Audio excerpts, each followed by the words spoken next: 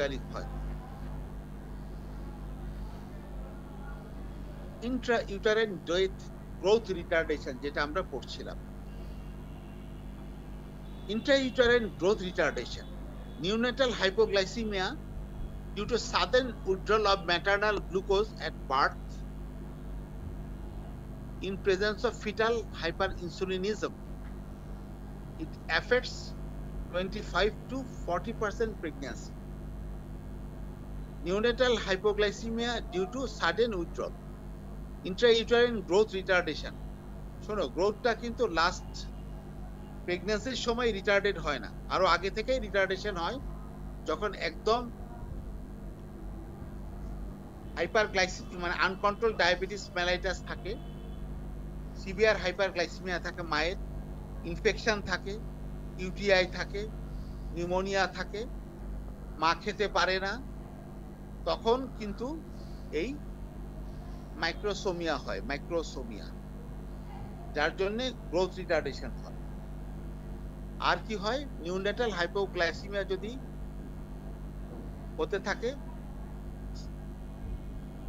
Sudden withdrawal of maternal glucose at birth, এটা at বার্থে, কিন্তু এটা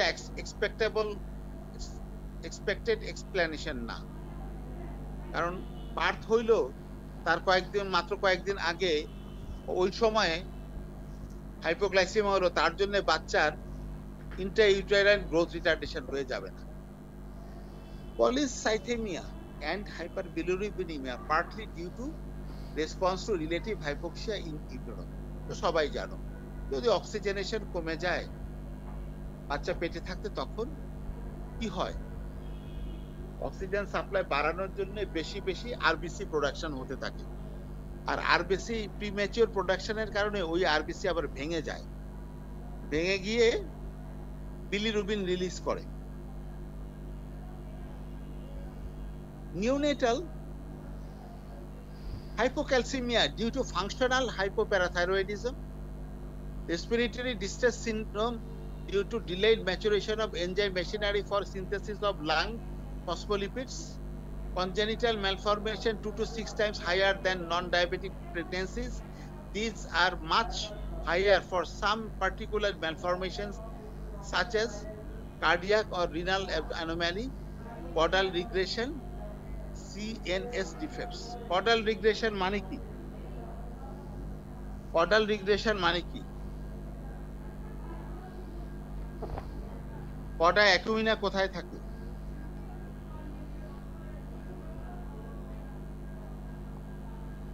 ওইটা যদি লাম্বার কত 2 আর 3 ওখানে গিয়ে শেষ হয় না, তার আগে যদি শেষ হয়ে যায় তখন তাকে কডাল রিগ্রেশন বলে। আর কি বলছে, সিএনএস ডিফেক্ট, ব্রেইন অ্যাবনর্মালিটি, ব্রেইনে কিছু অ্যাবনর্মালিটি থাকে, কার্ডিয়াক ও renal function anomaly. Cardiac anomaly কি হয় বলো, কার্ডিয়াক অ্যানোমালি কি কি হতে পারে? হ্যাঁ বলো। ফ্যালোর টেট্রালজি বলো তো, ফ্যালোর টেট্রালজিতে এই চারটা জিনিস কি কি, টেট্রা কি কি আছে?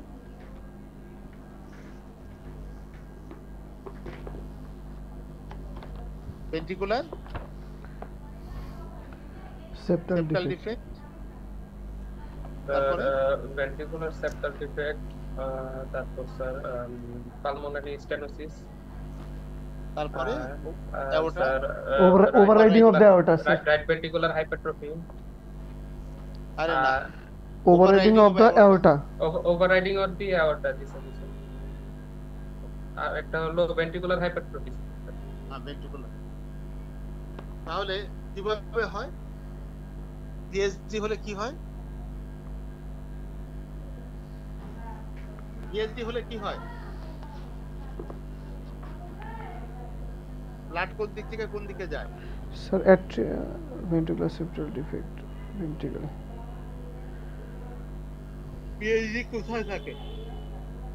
পিএইচডিটা কোথায় থাকে? sir, ventricular sir. হ্যাঁ, পিএইচডি মানে কি? স্যার ভেন্ট্রিকল থেকে স্যার উল্টা দিকে স্যার এট্রিয়ামের দিকে ব্লাড যাবে স্যার।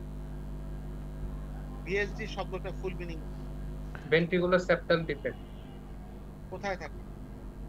স্যার এট্রিয়াম থেকে যখন ভেন্ট্রিকুলার দিকে যে সেপ্টাম দিয়ে যায় স্যার বলো না, তুমি দেখি ওই মেয়ের মতো স্যার এটা তো sir ventricle to sir ventricular যে স্যার সেপ্টামটা থাকে স্যার। বলো, আরেকজন বলো, যে সোজা জিনিসকে সোজা বলো, উনি আর মতো বলো,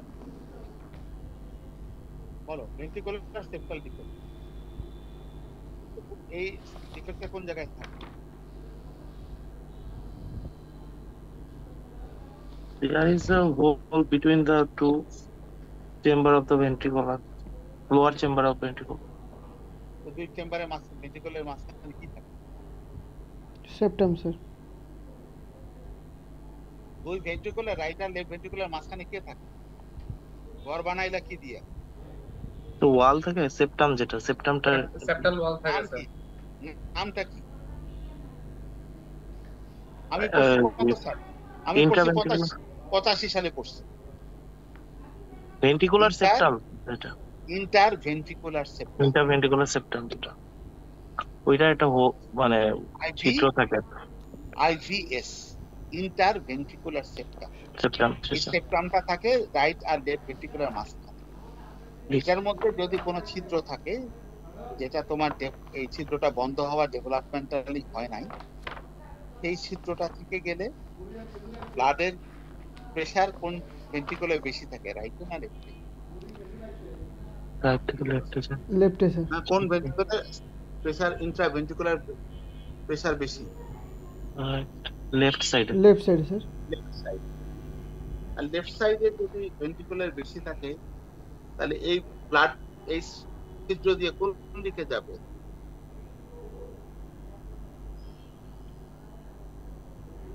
কোন দিকে যাবে? ভেন্ট্রিকুলার সেপ্টাল ডিফেক্ট হলে কোন দিকে যাবে? হ্যাঁ,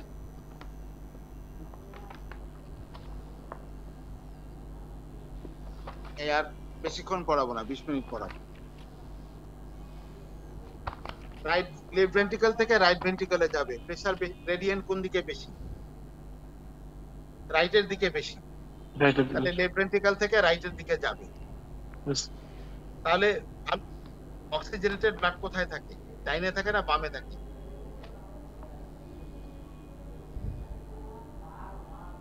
অক্সিজেনেটেড ব্লাড কোন জায়গায় বেশি, ডাইনে না বামে? Sir left ventricular. Left ventricle থেকে তাহলে অক্সিজেনেটেড ব্লাড কোন দিকে যাইতেছে? রাইট ভেন্ট্রিকলে যাচ্ছে। রাইট ভেন্ট্রিকল থেকে ব্লাড কোথায় যাচ্ছে?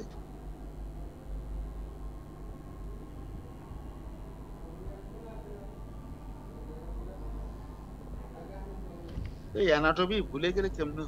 স্যার পালমোনারি আর্টারি দিয়ে স্যার যাচ্ছে স্যার। পালমোনারি আর্টারি দিয়ে লাংস আছে। তাহলে খুব একটা ক্ষতি হচ্ছে না, হচ্ছে?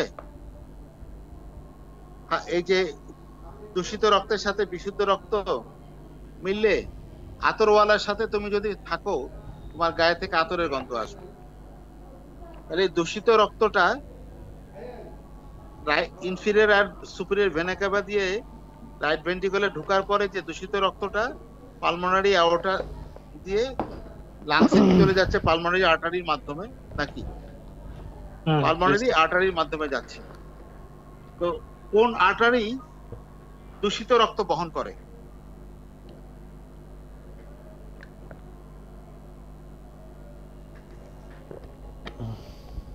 আর্টারি তো বিশুদ্ধ রক্ত বহন করে, কোন আর্টারি দূষিত রক্ত বহন করে? স্যার পালমোনারি আওর্টা দিয়ে স্যার ডিঅক্সিজেনেটেড ব্লাড লাংসে যায়, তারপর সেটা অক্সিজেনেশন হয়ে স্যার লেফট ভেন্ট্রিকুলার কি দিয়ে যায়? পালমোনারি আওর্টা থেকে কি দিয়ে যায় লাংসে?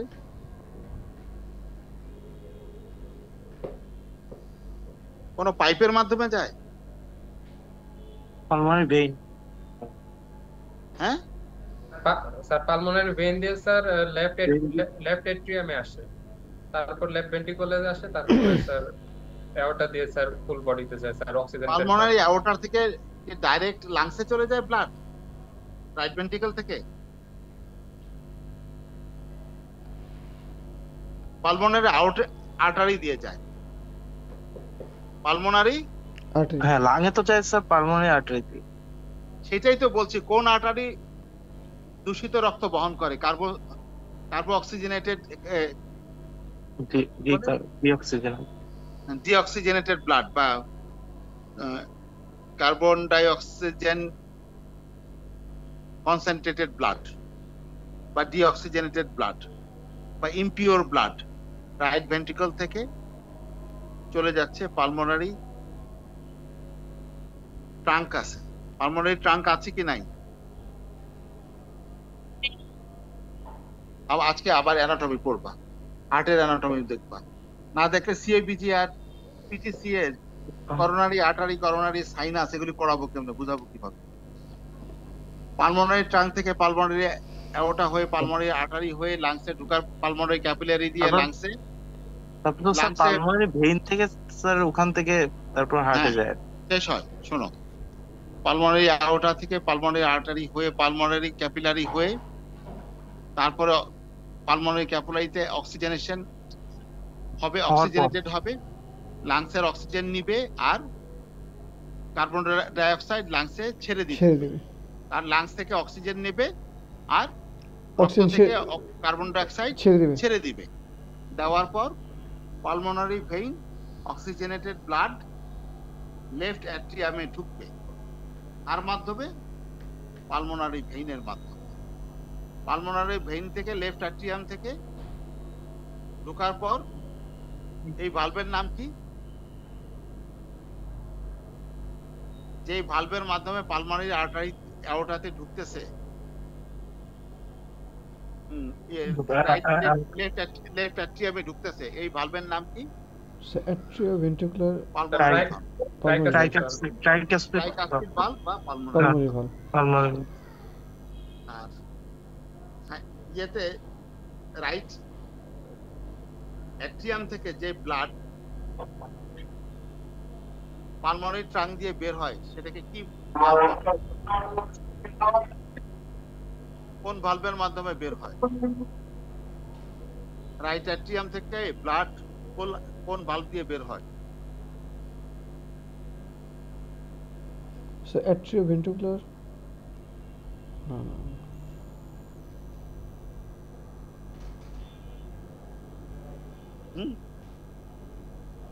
পালমোনারি রাইট অ্যাট্রিয়াম থেকে কোন ভালভের মাধ্যমে রাইট ভেন্ট্রিকলে নামে? অ্যাট্রিওভেন্ট্রিকুলার হচ্ছে না, বলো। রাইট ভেন্ট্রিকলে কোন ভালভের মাধ্যমে নামে? স্যার রাইট অ্যাট্রিয়াম থেকে রাইট ভেন্ট্রিকুলে স্যার ট্রাইকাসপিড ভালভে। রাইট অ্যাট্রিয়াম থেকে রাইট ভেন্ট্রিকলে নামে ট্রাইকাসপিড। আর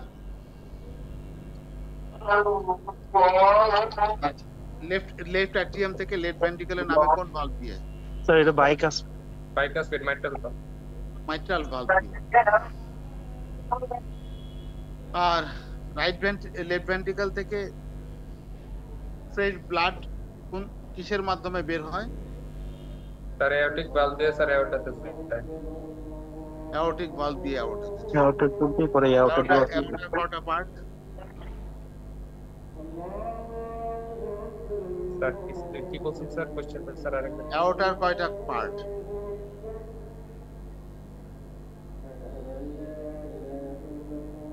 অ্যাওর্টার কয়টা part? thoracic part, abdominal part. thoracic aorta, abdominal aorta. ওকে, তাহলে আমাদের এই বিশুদ্ধ রক্ত ইন্টারভেন্ট্রিকুলার সেপ্টাম দিয়ে রাইট ভেন্ট্রিকুলার, হ্যাঁ ওইটাই thoracic aorta একটা অংশ।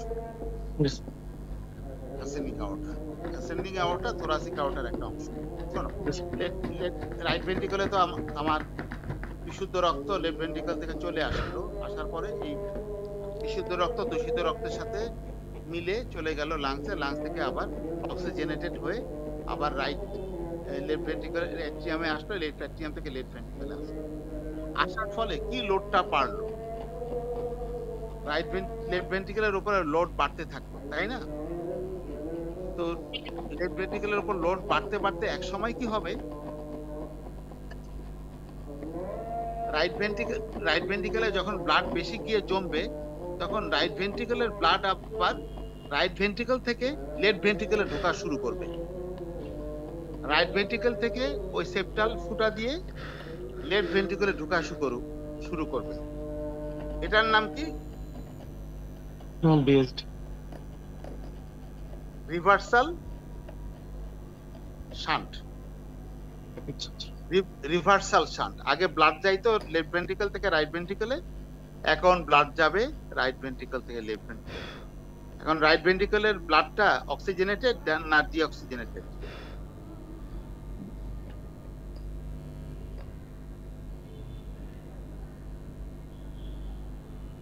যখন রিভার্সাল শান্ট হইল, রাইট ভেন্ট্রিকল থেকে ব্লাড লেফট ভেন্ট্রিকলে যাচ্ছে, তো রাইট ভেন্ট্রিকলের ব্লাডটা যেটা সুপ্রিয় vena CAVA Intra vena CAVA দিয়ে রাইট অ্যাট্রিয়ামে ঢুকছিল, সেই রাইট অ্যাট্রিয়াম থেকে রাইট ভেন্ট্রিকলে ঢুকলো, এই ব্লাডটা কি অক্সিজেনেটেড না ডিঅক্সিজেনেটেড? ডিঅক্সিজেনেটেড। এখন এই দূষিত রক্ত যদি রাইট ভেন্ট্রিকল থেকে লেফট ভেন্ট্রিকলে ঢুকে যায়, এই লেফট ভেন্ট্রিকলের ব্লাডটা সার্কুলেশনে গেলে রোগী বাঁচবে না মরবে? মারা যাবে স্যার। বডির সেলগুলো স্যার প্রপার অক্সিজেনেশন পাবে না স্যার, মরবে। বাংলায় কথা শেষ, রোগী মরবে। তাহলে তোমার কি করতে হবে? ওই ফুটাটা বন্ধ করতে হবে। এই বন্ধ করার নাম কি? অপারেশনের নাম কি? সেপ্টোপ্লাস্টি তো নাকে হয়। VSD repair. নাম কি? VSD repair. VSD repair. এখন আসো Fallot's of tetralogy. Ventricular septal defect পাওয়ার পরে তুমি এটার সাথে সাথে কি পেলা? ভেন্ট্রিকুলার হাইপারট্রফি পেলা, যেহেতু ওভারলোড হবে, রাইট অ্যাট্রিয়াম রাইট ভেন্ট্রিকুলে ব্লাড পাস করতেছে, আবার রাইট অ্যাওর্টাতে ব্লাড পাস করতেছে, লেফট ভেন্ট্রিকুলার হাইপারট্রফি হবে, ওভাররাইডিং অফ অ্যাওর্টা থাকবে, আর কি থাকবে?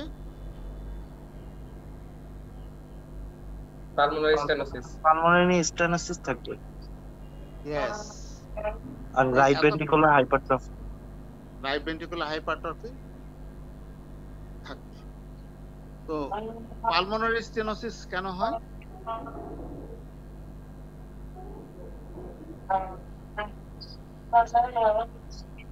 Congenital anomaly. পালমোনারি স্টেনোসিসটা কনজেনিটাল অ্যানোমালি। তাতে কি হয়?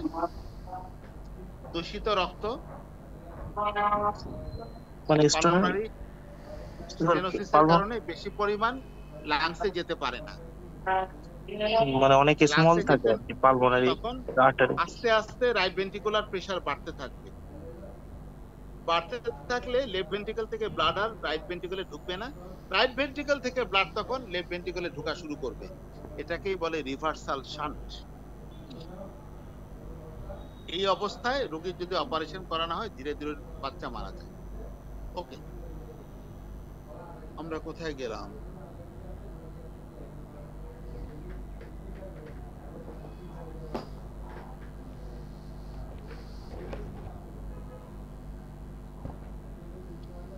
Pregnancy in all women with known diabetes must be pre-planned. Diabetic women of childbearing age and desirous of pregnancy must be thoroughly counseled. Preconception counseling must include preconception counseling. গতদিন আমার কাছে একজন patient আসছিল, preconception counselling নিতে। Husband ওয়াইফের নতুন diabetes ধরা পড়ছে, তো দুজনকেই আমি সিমাগ্লুটাইড দিয়ে দিলাম। দুজনেই ওভার ওবিস, আর মায়ের পলিসিস্টিক ওভারি সিনড্রোম। তো প্রিকনসেপশন কাউন্সেলিং দিয়ে দিলাম। Must include intensive education about importance of diet glycaemic control before and during pregnancy, medical nutrition therapy, physical activity, skill on insulin injection technique, home monitoring of blood glucose. মাকে insulin দিয়ে দিলাম। semaglutide দিয়ে দিলাম, metformin দিয়ে দিলাম। Need for close and regular follow-up. Preconception treatment of DM, oral anti-diabetic agent and other non-insulin injectable agents must be discontinued. The oral anti-diabetic agent গুলো বাদ দিয়ে দিতে হবে। Non-insulin injectables injection must be discontinued. The women are managed with lifestyle modification and insulin if necessary to achieve tight glycemic control, metabolic control, which is defined by hemoglobin A1C less than 6.5%. তাহলে এদের ক্ষেত্রে 6.5% এর নিচে। At all times, blood glucose should be within the target. If the control is not within goal, pregnancy plan should be postponed until target is achieved. They should be investigated and treated for complications of diabetes or any associated illness prior to pregnancy. এখনো pregnant হয় নাই, এখন pregnant হয়ে গেল। GDM and its screening. Any degree of glucose intolerance with onset or detection for the first time during pregnancy is called GDM. Placental hormones are responsible for the development of GDM. Risk factors for GDM. আর 14টা slide আছে। Previous history of GDM, age 25 or more, bad obstetric history, BOH, that is delivered baby large or for gestational age, LGA, large gestational age, more than 99 pounds per 4 kilogram at term delivery or small for gestational age, HGA, large for gestational age, LGA, small for gestational age, SGA. LGA হচ্ছে more than 9 pound per 4 kilogram আর HGA হচ্ছে less than 5.5 pound per 2.5 kilogram at term delivered. Abortion, stillbirth or difficulty to conceive.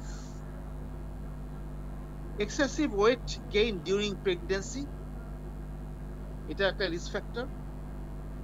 Others হচ্ছে BMI more than 23, hemoglobin A1C 5.7 or more %, IGT or IFG, physical inactivity, first degree relatives with DM, hypertension, HDL less than 35, TG more than 250, PCOS, acanthosis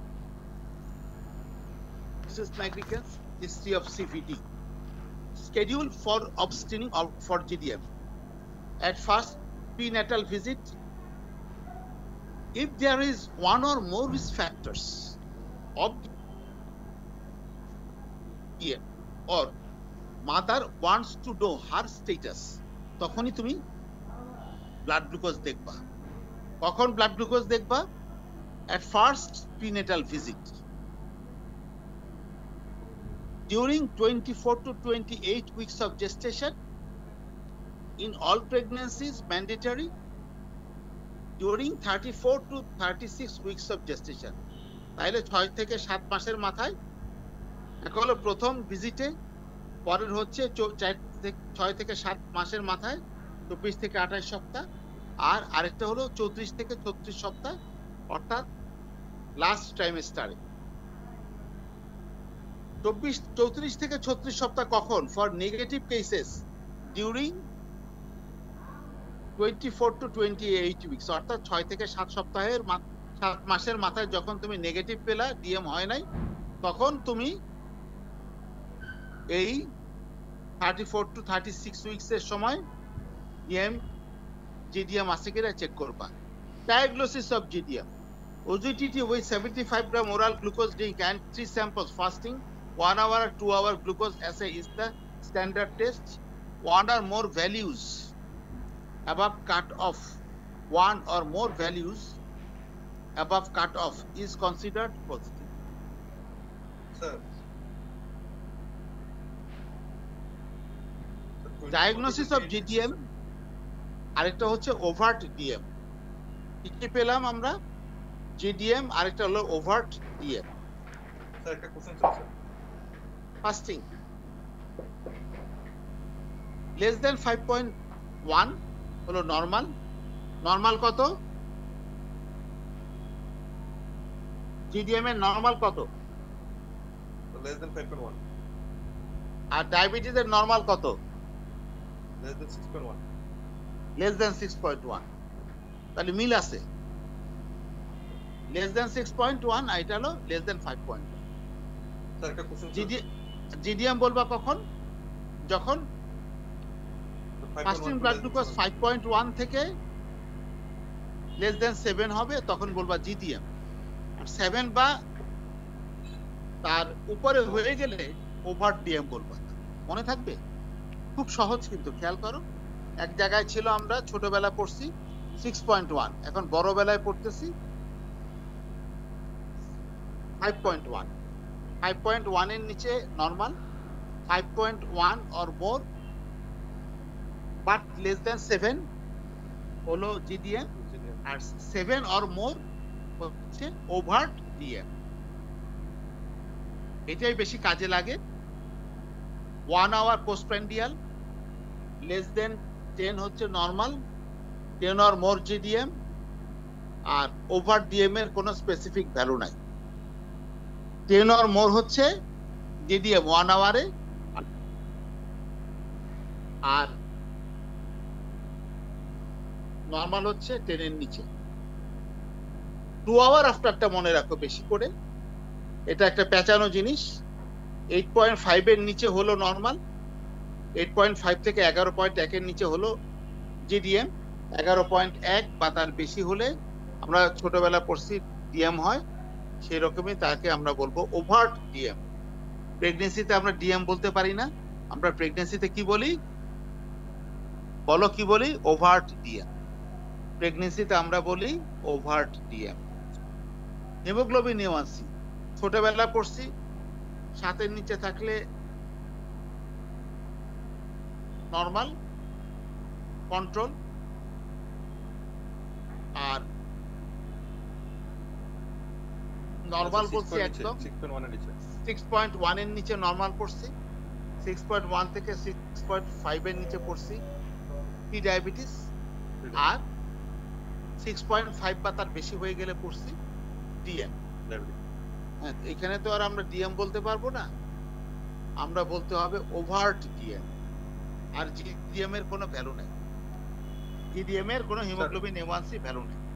তাহলে আমরা মুখস্থ করলাম কি, যে আমাদের যেমন স্বাভাবিক নিয়মে হিমোগ্লোবিন A1C দিয়ে ডিএম ডায়াগনোসিস করি 6.5 or more, প্রেগন্যান্সিতেও সেরকম 6.5% or more। হ্যাঁ, কিন্তু আমরা ওইখানে ডিএম না বলে কি বলি? ওভার্ট ডিএম বলি। ওভার ডিএম এইটুকুই মুখস্থ রাখো।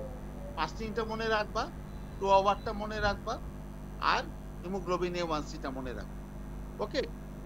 আর যদি র্যান্ডম ব্লাড গ্লুকোজ দিয়ে করতে চাও, র্যান্ডম ব্লাড গ্লুকোজ দিয়ে করতে চাও, তখন জিডিএম এর ডেফিনিট করে ভ্যালু নাই। ওই যে আমরা জানি যে কারো যদি কোনো সিমটম থাকে, র্যান্ডম ব্লাড গ্লুকোজ 11.1 হলে ডিএম বলি, সেরকম এখানে আমরা ওভার্ট ডিএম বলবো। আমরা একটা জিনিস শিখলাম কি, প্রেগন্যান্সির সময় আমরা ডিএম শব্দটা উচ্চারণ করতে পারি না, আমরা ওভার্ট ডিএম উচ্চারণ করি। আর ওভার্ট ডিএম এর নিচেরটাকে বলি আমরা জিডিএম। হ্যাঁ, তাহলে 11.1 বলো বলো বলো। স্যার ওই sir during 24 to 28 weeks sir আমরা যেই রেগুলার চেকআপ করব স্যার 24 to 28 উইকস। হ্যাঁ, এটা হলো 6 মাস স্যার থেকে 7 মাস। নেগেটিভ যাদের নেগেটিভ হবে তাদের তো স্যার 34 to 36 এ আবার করব, আর যাদের পজিটিভ হবে তাদের কতদিন পর আমরা ফলো আপ দিব স্যার? এটা তখন 14 দিন পরে, 2 উইকস পরে, মানে 2 উইকস পর পর চেকআপ। হ্যাঁ, তখন তো সে সেকেন্ড ট্রাইমাস্টারে চলে গেছে না? জি স্যার। তখন তো 14 দিন পর পর ফলো। এখন আসো এগুলি কিন্তু target and check up schedule. Glycaemic target, plasma glucose, fasting, প্রেগন্যান্সির ক্ষেত্রে মুখস্থ রাখতে হবে। এটা স্ক্রিনশট নিয়ে নাও সবাই। হ্যাঁ, এই যে এই জায়গায় আমি একটা স্লাইড বের করলাম না,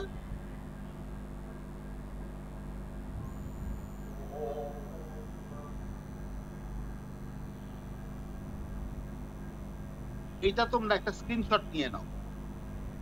এই যে আমি স্ক্রিনশট নিলাম, খেয়াল করো, এটা তোমাদের কাজে লাগবে।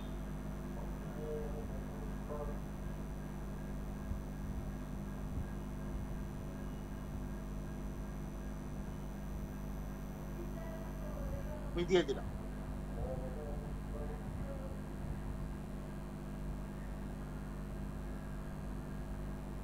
বলছে যে টার্গেট, গ্লাইসেমিক টার্গেট, ফাস্টিং বা প্রিপ্র্যান্ডিয়াল less than 5.3, 1 hour less than 7.8, 2 hour less than 6.7, hemoglobin A1C less than 6%, এগুলো মুখস্থ করতে হবে। once in each trimester, hypoglycemia no, blood pressure systolic 110 থেকে 135, diastolic 85 এর নিচে, weight gain 10 to 15 kg per person with normal weight and singleton pregnancy, twin pregnancy না, singleton pregnancy, diabetic education, ওই মাকে ফ্যামিলির সবাইকে, check up schedule, diabetic pregnancy কখন কখন ফলো আপ করবে এটা দেখে নিবা। Lifestyle and drug treatment, MNT, physical activity, insulin ছাড়া কোনো ট্রিটমেন্ট নাই। প্রেগন্যান্সি হয়ে গেলে শুধু ইনসুলিন, সিমাগ্লুটাইড বা মেটফরমিন যা দিছি সব প্রথমেই যখন প্রেগন্যান্সি টেস্ট পজিটিভ মনে হবে, পজিটিভ হবে, বাট তার মনে হবে মিসড পিরিয়ড মিস হবে, সাথে সাথে বন্ধ করে দিবে। Calorie requirement, calorie distribution, nutritional supplement, meal plan দেখে নিবা। ড্রাগ থেরাপি, শুধু insulin. SMBG is required to maintain tight glycemic control, delivery and hypoglycemia of newborn. এই দুই স্লাইডগুলি পড়াই দিব। Transvaginal delivery delivered considered earlier cesarean section দেখে নিবা। Diabetes management during labor and delivery. Blood glucose should be between 4 to 6.9 millimeter per liter in order to prevent neonatal hypoglycemia. তাহলে neonatal hypoglycemia আমরা value জানি 4 to 6.9. It is best achieved by continuous glucose insulin infusion because it is essential to meet the energy expenditure of active labor. Blood glucose should be monitored hourly. After delivery, এতক্ষণ পড়লাম during delivery. The infusion after delivery বলছে the infusion is stopped immediately after the delivery of the baby. During this time, regular insulin in small dose is given before meals in pre-pregnancy diabetics. Pre-pregnancy regular schedule of insulin may be started when the condition is fully stable. রোগীটা যদি প্রেগন্যান্সির আগে যাদের diabetes থাকে সে আগে যেরকম ভাবে insulin নিত সেই ইনসুলিনটা যখন ফুললি স্টেবল হয়ে যাবে সেটা শুরু করবে। তার আগে স্টেবল হওয়ার আগে সে অল্প অল্প করে ইনসুলিন 3 বেলা 4 বেলা 5 বেলা খাবারের আগে আগে নিবে। In almost all GDM cases, insulin is not at all required after the delivery. They become euglycemic. There is about 65% chance of developing GDM. কত percent? There is about 65% chance of developing GDM in subsequent pregnancy. In all GDM cases, OGTT should be done 6 to 12 weeks after the delivery. কবে করব? 6 to 8 weeks এর পরে, delivery হওয়ার 6 to 8 weeks পরে সমস্ত GDM এর অবশ্যই আমরা আবার ডায়াবেটিস ফিরে আসলো কিনা দেখব। If it is normal, OGTT should be repeated every 3 years as this group of individuals are at high risk of developing future diabetes 50% in 10 years. তাহলে 65% চান্স হচ্ছে যার GDM আছে তার পরবর্তীতে আবার GDM হওয়ার, আর পরবর্তীতে যে GDM হয় নাই সেই 35% পেশেন্টের আবার নেগেটিভ পাইলা তাদের 3 বছর পর পর কি করবা? OGTT করবা। 50% 10 বছরের মধ্যে দেখবা যে 50% অবশ্যই ডিডিএম ডেভেলপ করে গেছে। হাইপোগ্লাইসিমিয়া ইন নিউবর্ন, মনোযোগ দিয়ে শোনো। Risk, all newborn diabetic mothers have risk of developing hypoglycemia. Take up. Blood glucose levels must be checked by heel prick. হিলের মধ্যে গোড়ালিতে প্রিক করে উইদিন 30 to 60 minutes, জন্মের 30 মিনিটের মধ্যে মাপতে হবে, of birth, and continued at regular intervals until one is sure that there is no risk of hypoglycemia of the baby. Definition: neonatal hypoglycemia is defined as blood glucose level less than 40 milligram per deciliter. কত আসলো? 40 মিলিগ্রামে 18 দিয়ে ভাগ দাও, 2.2, 18 দুগুণে 36, 2.2 বা 2.5 এর নিচে যেন না নামে, এটা হলো 2.2। তাহলে neonatal hypoglycaemia is defined as blood glucose level less than 40 milligram per decilitre. এটা মুখস্থ রাখবা, পরীক্ষায় আসবে। Treatment: if glucometer reading is between 25 to 40 milligram per deciliter,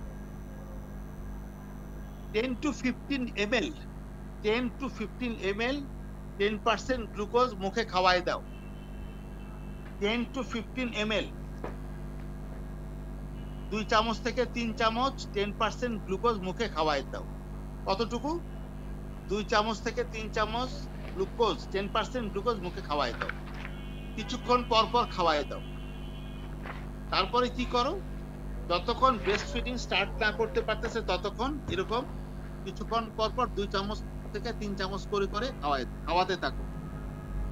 if the glucometer reading are less than 25, তখন কি করবা? তখন আর মুখে খাওয়ায় লাভ হবে না, আইভি 10% গ্লুকোজ দেওয়া শুরু করবা। হ্যাঁ, 6 milligram per KG per minute is started. 6 milligram per KG per minute glucose দিতে থাকবা। কি দিয়ে দিবা?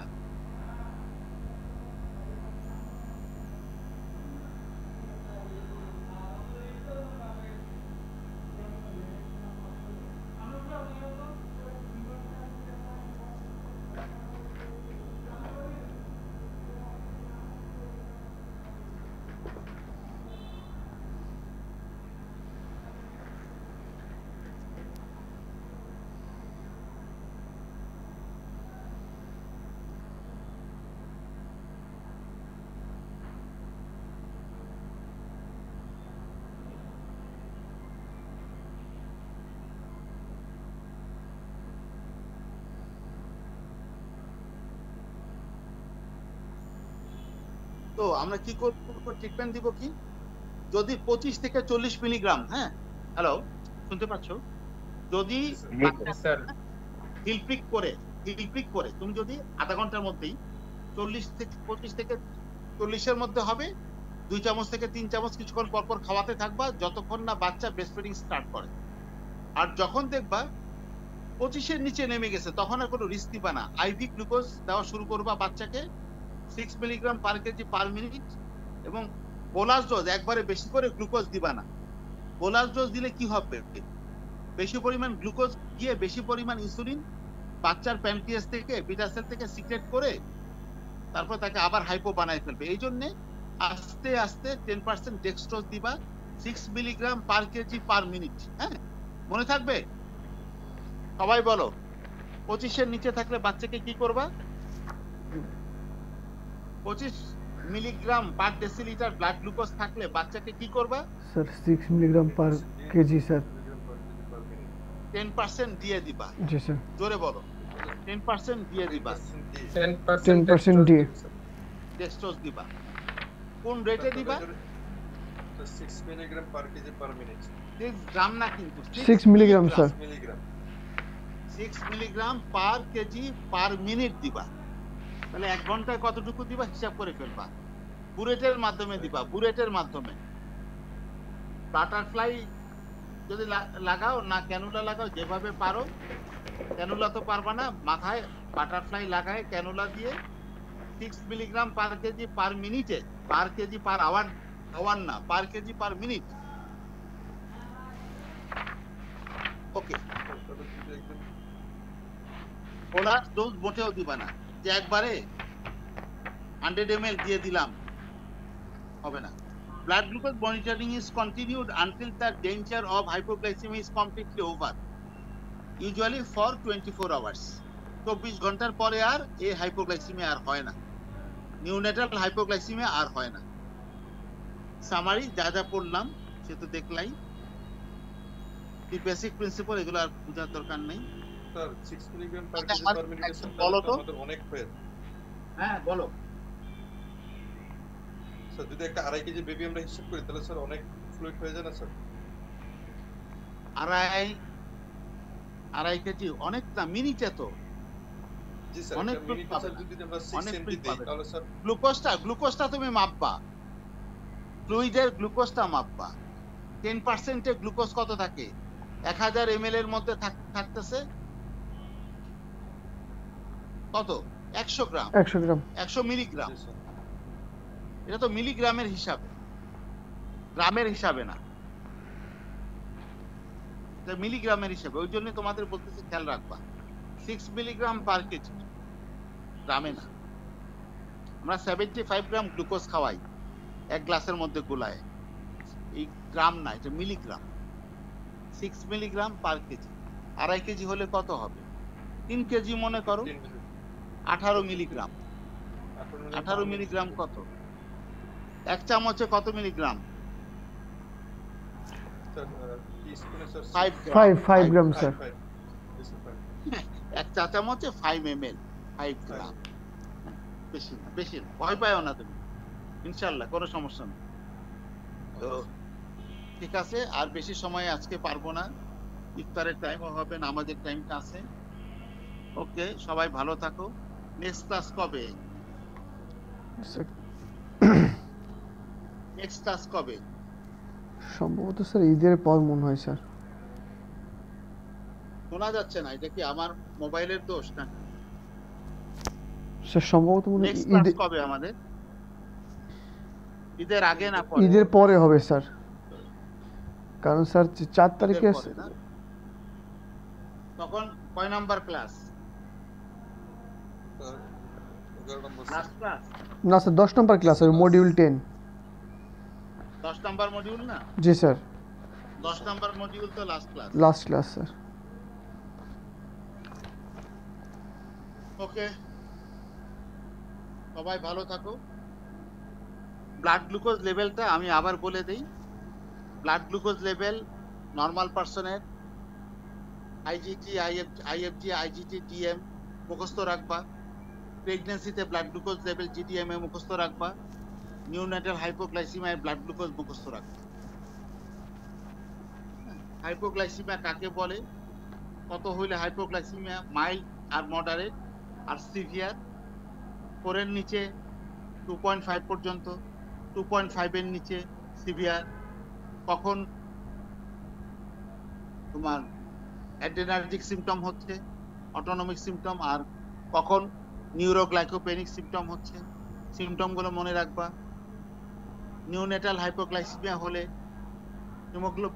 ব্লাড গ্লুকোজ যদি 25 থেকে 40 এর মধ্যে থাকে, তখন কিছুক্ষণ পর পর 2 থেকে 3 চা চামচ 10% গ্লুকোজ খাওয়াবা, যতক্ষণ বাচ্চা ফুললি ব্রেস্ট ফিডিং করতে না পারে, যতক্ষণ 40 এর উপরে না যায়। আর 25 milligram per decilitre blood glucose fill করে যখনই পাইলা, IV 10% glucose 6 milligram per KG per minute তখন দিতে থাকবা, নইলে বাচ্চা ব্রেন ড্যামেজ হয়ে অ্যাবনর্মাল বাচ্চা ডেভেলপ করতে। তো সবাই ভালো থাকো, আল্লাহ হাফেজ। আসসালামু আলাইকুম স্যার। ওয়ালাইকুম আসসালাম ওয়া রাহমাতুল্লাহ। Thank you sir. শেষ